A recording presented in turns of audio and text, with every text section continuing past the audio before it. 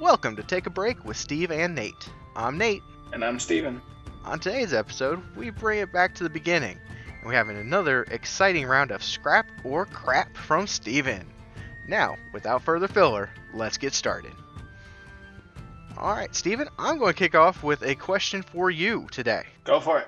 Did you watch the end credit scene from Into the Spider-Verse? I did. I watched it today. Yes! So I was sitting working on the newest Scrapper Crap, and I was like, I have not watched the end credit scene, and I know he's going to ask me about it. So I watched it. You have both made me happy and disappointed me at the same time, because I kind of wanted this question to keep going for like a year. I know. You wanted this just to be like a continual thing, like a recurring question. But that's fine. I applaud you for getting your list done this week. So, correct me if I'm wrong, but that was 2099 Spider-Man, right? The one that went through time? Yeah. As far as I am understanding, yes. Because she called him Miguel. So this is where my knowledge of the extended universe within Spider-Man and Marvel just completely stops. Perfectly fine. I was like, I pulled it up on YouTube and I was going to watch this, and she said Miguel, and I went, we just going to throw that in there like you didn't just reference 2099? Okay. No, that's fine. It's fine, because now I'm pumped for Across the Spider-Verse. Good. So even though you have more knowledge than I do, you're finally on my level about being excited for the next one. I'm on your level. I am on your level. Perfect. Awesome. I actually have a really good question for you this week. Let me ask you this. In our world, we have animal rights activists, correct? You get that. Are there Pokemon rights activists in the Pokemon world? Okay, I have had this thought before. There is a thing that the kids listen to that's a bedtime story podcast that takes the concept of different known stories. Like, first one we ever listened to was Mario, and it talked about how Mario and Luigi go on this adventure to get to sleep time, basically. And it's supposed to be like a 20-30 minute podcast to help kids go to sleep. One of the episodes is about Pokemon.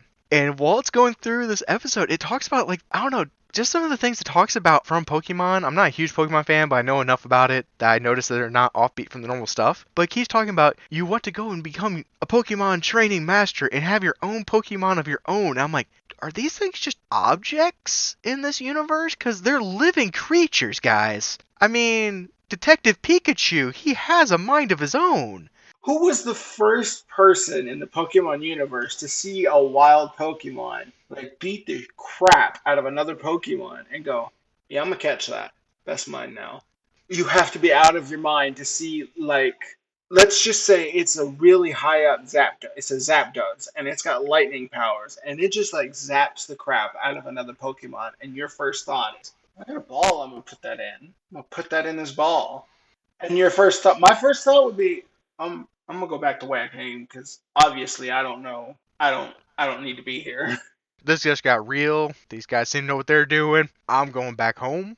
There has to be people in the Pokemon world who are, like, picketing and fighting for the rights of Pokemon to be free, instead of being trapped in paws and being used as, like, dogs in dogfights. Like, where's that part of the Pokemon games? Where's that part where you're playing as the Pokemon trainer and you come across a line of people picketing outside a gym, and your first thought is, well, better get Pikachu out so I can get through this line. So I think what you're saying is that we need to petition Nintendo to come out with another Pokemon app, but instead of Pokemon Go, it's Pokemon Activists. It's called Pokemon Go Away. You go around with your phone and find the people playing Pokemon Go, and your phone shows you, hey, that person just caught a Squirtle. And then you turn your phone around and it's a banner that says, all Pokemon have rights. All Pokemon have rights. In our world, dogfights are illegal, obviously, for good reason. But in Pokemon world, you come across a police officer, she's just like, oh yeah, great looking Pokemon you got there. Like, excuse me, what? You mean the guy over there who's pitting his really weak looking rat creature against somebody else's rock? That can't be legal. That can't be legal. I think this should become a thing, for sure. I would definitely play as, like, a Pokemon rights, like, officer in a Pokemon Go situation, and I would just walk around finding people who use Pokemon Go app and just, like, deliver in-game citations. Be like, you shouldn't be doing this. This is wrong. This is problematic and you really need help. I would also be game if for like a Pokemon storyline where Pokemons realize we're smart creatures. We don't need to take this anymore and like rebel. So like a Pokemon revolution. We're talking like the movie I, Robot. Exactly. iRobot, but with Pokemon. iPokemon. Now it's being sponsored by Apple. Apple's iPokemon. Available on Apple Podcast. Oh man, that's fantastic. All right, Nate, you got a question for me? I do. And this brings up the opening for today. Steven, my boy, Yes. how did we meet? How did we meet? Oh, Nate, I love this question because I love the story of how we met because it was so weird. Okay, so we went to, it was Leslie's wedding, right? Right. Right. And so I showed up with Amanda at Leslie's wedding. I was supposed to be singing in the wedding, and I show up, and you're sitting in the back pew. I don't even remember. I can't remember if we started talking about Lord of the Rings first or Star Wars. I can't remember what it was. But we just instantly became best friends. Like, I sat down in the back pew, and immediately we were talking. And, like, that, it was like we had been friends for life. It really was.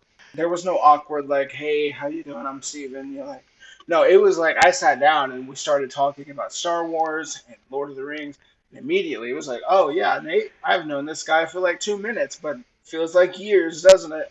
So, the part of this I don't know if you realize is that I had been at the venue for a couple hours at that point because Leslie asked Courtney to come early to help with setup. The only person at this wedding I knew was Courtney. And this was a year before we got married, so we'd only been dating for a little while at that point. So I knew no one at this wedding. So I ended up helping out with a few different things and getting to be around. But I kind of just snuck off to the back when everyone started showing up because I'm like, oh well, everyone else has the job they're doing here. And the first conversation I remember you and I having is sitting there in the back, and I don't remember if you said it, I misunderstood you, or vice versa, but one of us said, "Who is the ring bearer?" And then we got into a full conversation about wanting at our own weddings for a child to dress the bear and bring the ring up to for the front to bring the ring bearer up to the front. And then we went to like talk about what if it was an Ewok instead of a bear, and yeah, instant friendship right there. I completely forgot about that. That is That is truly my favorite part of the story. Is just the fact that you and I just, where's the ring bear? like I'm a little disappointed in myself that I didn't have a child in an Ewok costume bring our rings up. We both should have had it at our individual weddings. That way, anybody that came to both of our weddings been like, "Is this a thing? I've been to two weddings now where there's a child in a bear costume. Is this a thing now?" Why is that child in the bear costume? Oh, that's our ring bear. Your ring bearer? I ring bear. It's our brown ring bear. No, just like you said though, instant friendship from right there. So I gotta tell you, at that wedding, it kind of like really sank in our friendship when I had to leave and go hang out with Robbie and his friends while they were getting ready for the wedding. And I overheard Robbie talking about wearing his lucky underwear. And I immediately thought, wonder what Nate's up to. I did the background track. Aww. Oh man, that's fantastic. I haven't thought about that in a long it's not a daily thing. I mean, it's been what, 9 years? Yeah, 9 years this summer. yeah, almost. No, I'm sorry. It'd be 10 years this summer. It'll be, yeah, 10 years this summer because it was 2012, right? Yes. Yeah, 10 years this summer we've been friends. Man, it's been a good 10 years. All right, Nate, are you ready for this week's episode of Scrap or Crap? Oh man, I've been waiting for it all week. I'm gonna tell you this one's a doozy, and I'm excited. I'm excited. All right, so we're gonna start. If you're just starting the podcast from this episode, this is 5. Go back and listen to the other 4. But if you don't know, Scrap or Crap is a new segment I created where I list off 2 different TV show plots. One of them is a scrapped TV show plot. The other one is crap that I have made up myself. Nate has to guess which one is which, and let me tell you, this week's gonna be fun.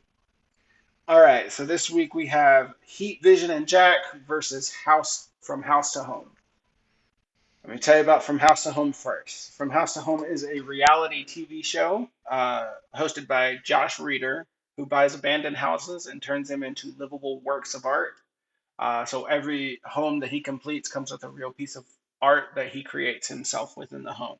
The second show is Heat, Vision, and Jack.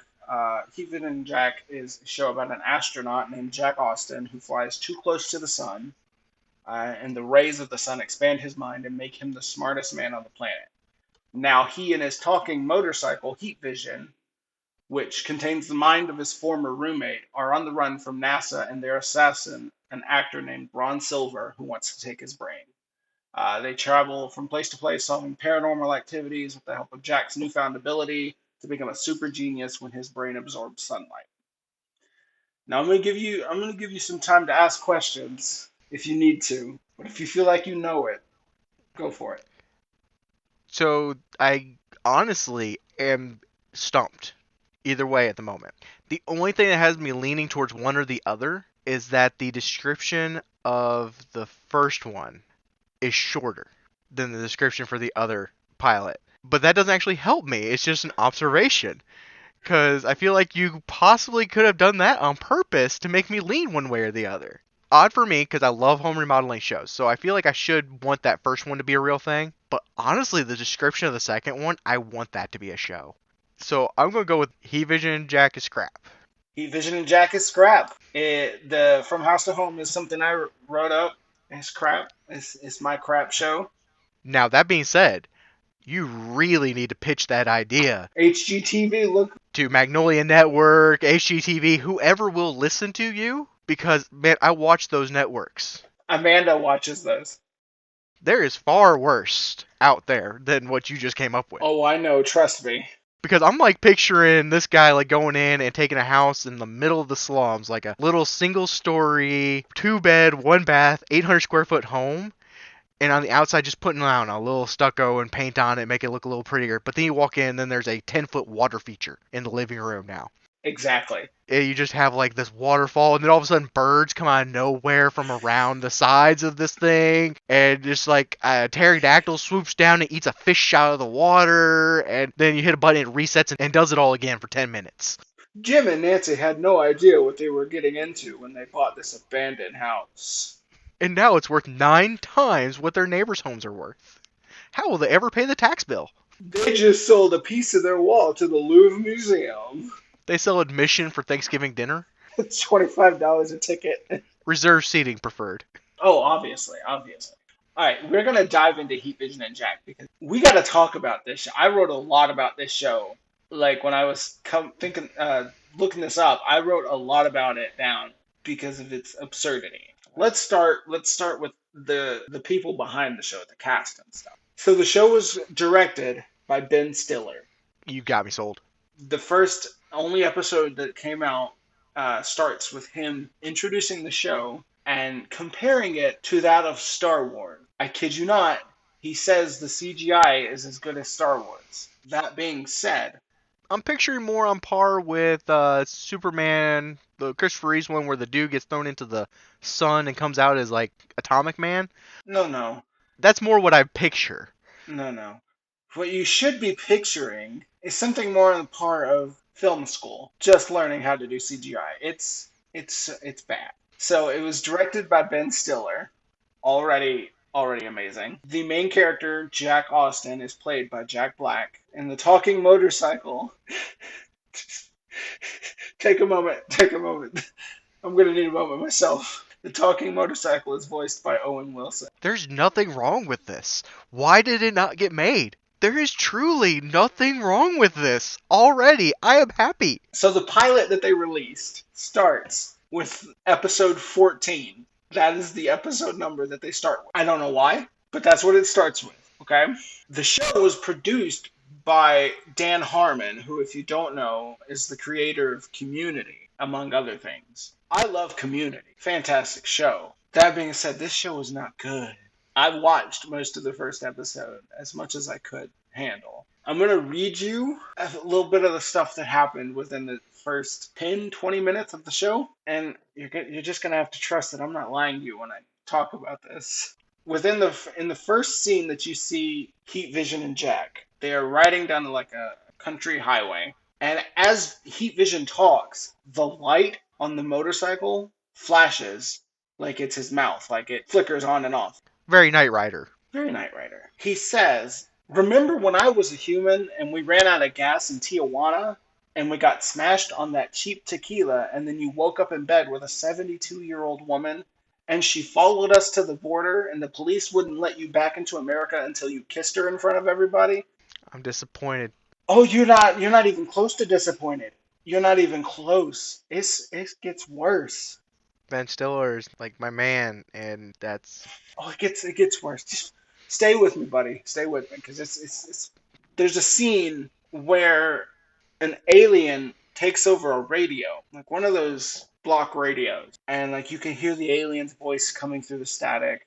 And there's a cook in the restaurant who touches the radio to change it to fix the static, and the alien takes over his body. Cue the first real bad instance of CGI in this show. It's like the green lightning, like you can see the X-ray skeleton underneath type of CGI. It's anyways. So we're in this restaurant, and this chef is now taken over by an alien named Paragon. And Paragon goes out and is talking to the waitress. And the waitress is very confused, very scared. And he says, "It's time to absorb the ape monkey woman."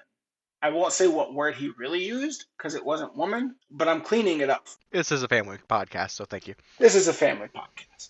As he says that, you'd think nice scary music in the background, kind of like set the mood of him absorbing somebody, like real, like this is supposed to be a little scary, right? No, no, sir. No, what we have playing in the background is Semi Charmed Life. Do, do, do, do, do, do, do, do, do. I kid you not. That is playing in the background of this scene. This is taking a little longer than I was hoping, but we move on to Heat Vision and Jack finding this scene with this dead waitress. And immediately Jack knows that something's wrong. He's inside the gas station, restaurant. Opens the door, he sees that there's something wrong. Here comes Heat Vision in through the door, like just the front tire poking through, because he can't get the full motorcycle in the restaurant. And then a cop comes out. This female cop comes out. It's fine. And she has a gun on him and tells him to freeze.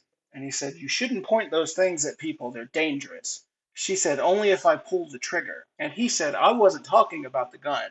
And she responds, "Neither was I." Why? Well, okay. All right. So then we finally get into the backstory of how he became the smartest man alive. And he talks about how NASA sent him up, and he got too close to the sun, and the rays of the sun expanded his mind. Direct quote from the show, sir. He said, "Apparently, the human mind is not unlike cookie dough." The human mind is not unlike cookie dough. In the plot of this show, NASA is evil. NASA is an evil corporation in the plot of this show. They have sent an assassin to kill Jack Austin because he is too smart. I feel like smartest man on the world and too smart in here is relative to how dumb everyone else we've been introduced to so far is. Apparently, they all are working with raw cookie dough. Here comes my favorite line of the entire episode so far that I've seen. And the cop has to leave to go deal with something. Apparently, a motel room got trashed. She leaves to go deal with this, and she says, "We'll talk when I get back." And Jack Black, God bless him, he's a fantastic actor. He says with a straight face, "I won't be here when you get back." She said, "And why not?" He said, "Come sunrise, I'll be so intelligent no cell will be able to hold me." By the way, this entire episode is up on YouTube. If anybody wants to go watch it, it's up there. Oh, I'm adding it to the show notes it's it's so fantastic. because we all need to enjoy this together. Let me just like put the nail in the coffin. This TV pilot was created and shown in 1999. So let's go back. 1999 is about the time that the prequels were coming out for Star Wars. He compared his show to the Star Wars prequels, not even just the 1970s Star Wars, not the original trilogy, the prequel trilogy. Can't make this up. It's so bad. It's so bad. But it could have been so good. So much good material here. It could have been so good. It had so much potential. And you know that this one episode cost umpteen millions to make, probably. Oh, you know it did. You know it did. They have a scene in the episode. I didn't write this down, but I remember it very clearly. There was a scene when he's talking about how he accidentally flew too close to the sun. They show him in his spaceship. And it is not unlike something from the original Lost in Space. It's that bad. Your segment, man, just makes my day. I don't know how I'm gonna top this next week, but I'm gonna have to work real hard to top Heat Vision and Jack. I'm excited to see you top this one because that's just awesome. That was amazing. Okay, we need to move on because I could talk about this episode all day.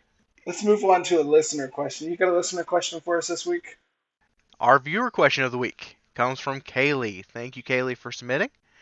The question for Kaylee is, what key do most automatic toilets flush in? Now, see, this one interested me, and I had to bring it up on YouTube to figure out what an automatic toilet sounds like because it's not burned into my brain, obviously. I don't know why. It is mine. I don't go out much anymore, that's why. Fair enough. Now, I was prompted when she asked this question originally, I was prompted to let me know that she does in fact know what key an automatic toilet flushes in. And I'm not a music wizard. I play an instrument or two, but I'm not a music wizard. But I don't know if I can tell you what key an automatic toilet flushes in. To be honest, I can play a radio. That's the extent of my music abilities. So, what if it's not in a key? It's not in a key. What do you explain? What if it is the unsound? Ooh, what if it's the unsound? Could it be the unsound is what all toilets play in? I mean, maybe. Okay, remind me what exactly are the implications of hearing the unsound? The unsound is a sound which is rumored to cause death to anyone who listens to it within 1 year. So, obviously, implications aren't totally right because not everyone that goes to a public restroom is dead within 1 year. Or if there's a study done about that, because there could be some things there. But, I have a feeling people that use public restrooms aren't dying from the sound. that's true. So I guess it's not going to be the unsound. But do you know what it could be? What's that? A brown note. Thank you for taking a break with Steve and Nate today. Don't forget to like and share the show wherever you podcast. You can follow us on Twitter at SteveNateBreak, Instagram, Take a Break with Steve and Nate, or send us an email, stevenatebreak@gmail.com.